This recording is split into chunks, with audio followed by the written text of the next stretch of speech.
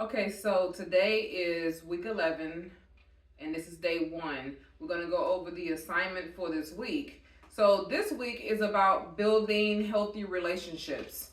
And, you know, when we grew up, we wasn't taught what a healthy relationship really is and what an unhealthy relationship really look like.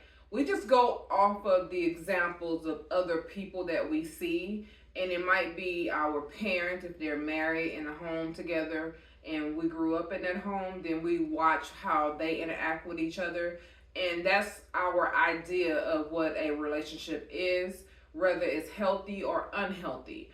But then you have single parent homes where you don't get to see that model, but you might see it in your grandparents or you might see it in other people who are in relationships, but you really don't get the real in depth of what's really going on in that situation, in that relationship, especially in the household if you don't live with them.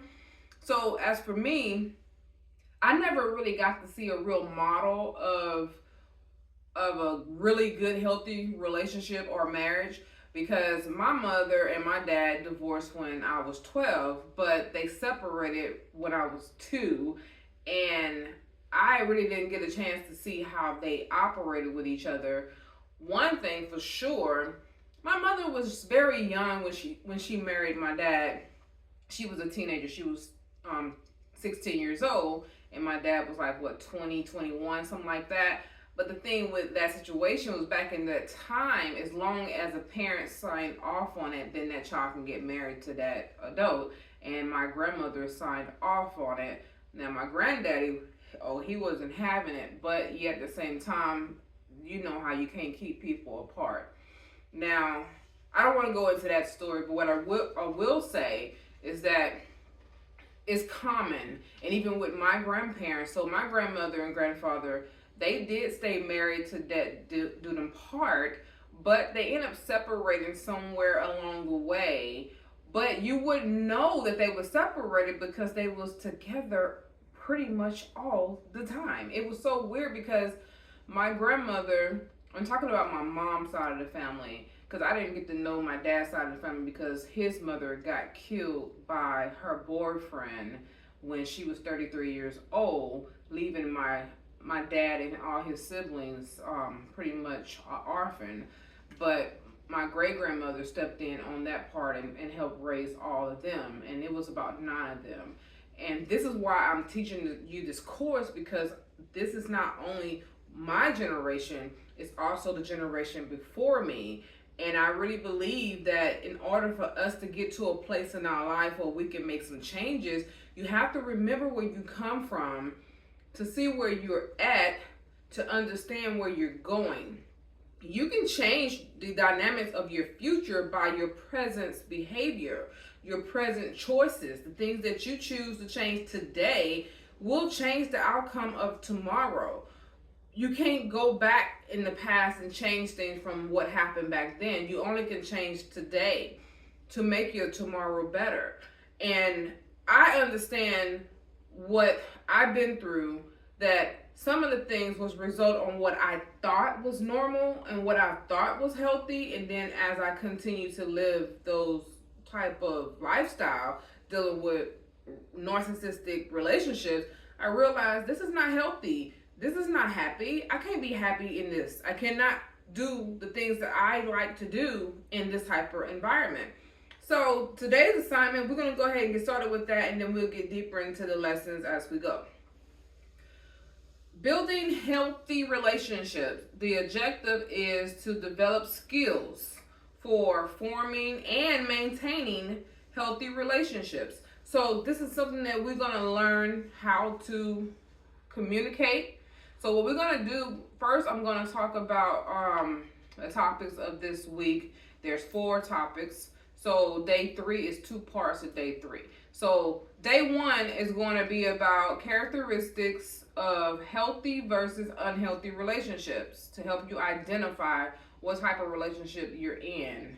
And then Day 2 is communication and conflict resolution. How to talk to each other and how to resolve conflicts, because you're going to have those issues no matter what. You need to know how to resolve those issues. And I'll talk more about that on day 2. Then there's day 3. Remember, I said there's 2 parts. So it's going to be trust building and intimacy. One of the things we don't know is how to build trust. We just give trust until it becomes broken. I'm going to talk about how to actually build that trust. And then, of course, intimacy is not sex. So I'm going to go into more details about intimacy, because a lot of people, especially men, think that intimacy is sex. It's not. Actually, it's quite opposite of that. Anyway, so here's your activities for this week. Here's your assignment. So what you're going to do in the group discussion, characteristics of healthy relationships. So in the discussion form, you're going to discuss the characteristics of a healthy relationship in your opinion.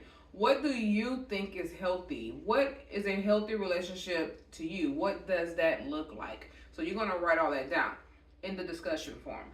Also, communication skills. I have a worksheet for you. You're going to download that worksheet because it's going to help you go over communication skills. Even though I am going to go over those skills with you, I'm going to go over that with you anyway. But there's a PDF copy that you can print out, download, or however you want to do it. Put it on your device so you can go over it on a regular. And one reason why I want you to print it out, because I want you to refer back to it on your own time. When you're talking to just random people, you can practice your communication skills with anybody. You don't have to be in a relationship. Just practicing these skills with random people that you're normally just talking to.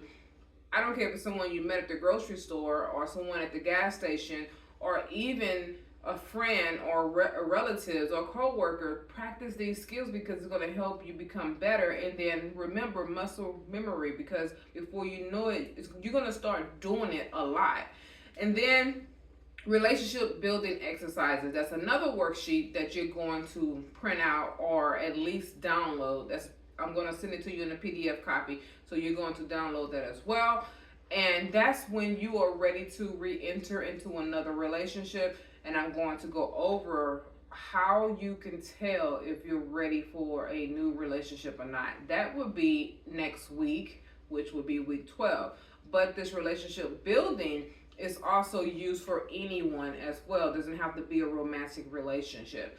So now you have the option. This is optional. You don't have to book a one-on-one coaching with Alayla Carroll, that's me, to discuss your progress in this program. So if you feel like you need more, then you can book the session. You will also be able to book the session so I wanted to clarify something. From week 5 all the way down to week 13, you will see a button that says stress management coaching, and that is going to say book now. That is how you can book your session with me. I made it easier for you. At first, I was telling you that you can just go ahead and go on the website and do it that way. It'd be easier to just do it from the course itself. So I made sure I put that link in there so you can just click on it and then go ahead and book your session with me. Now, you don't have to, but it's up to you. I know for a fact those who book sessions with me will get a whole lot more out of this course than you would if you didn't. Now, let's go ahead and get started with the lesson at hand.